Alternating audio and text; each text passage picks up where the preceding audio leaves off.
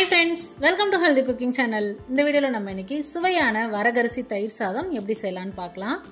நம்ம சேனல்ல ஏற்கனவே நிறைய மில்லட் ரெசிபீஸ் போட்டுருக்கோம். அதோட வீடியோ லிங்கை கார்ட்ல கொடுக்குறேன். தேவைப்படுறவங்க யூஸ் பண்ணிக்கோங்க फ्रेंड्स.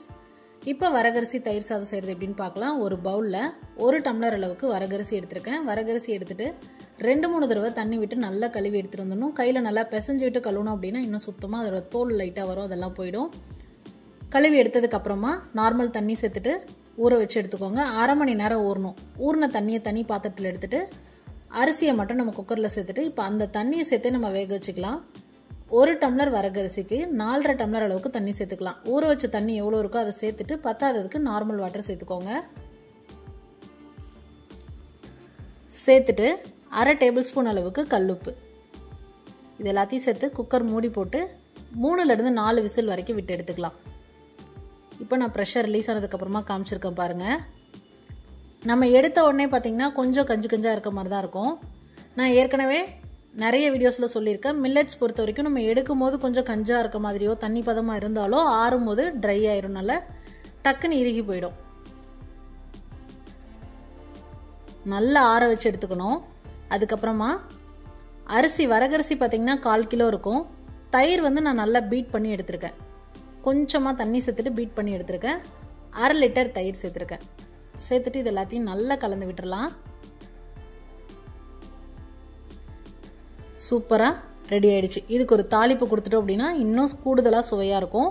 கடாயில் 1 டேபிள் ஸ்பூன் அளவுக்கு எண்ணெய் விட்டுக்கோங்க. எண்ணெய் சூடானதுக்கப்புறமா 1/4 டீஸ்பூன் கடுகு வெடித்ததுக்கப்புறமா 2 பச்சை மிளகாய் பொடியாக நறுக்கி சேர்த்துக்கோங்க. கூடவே 2 கொத்து கருவேப்பிலை.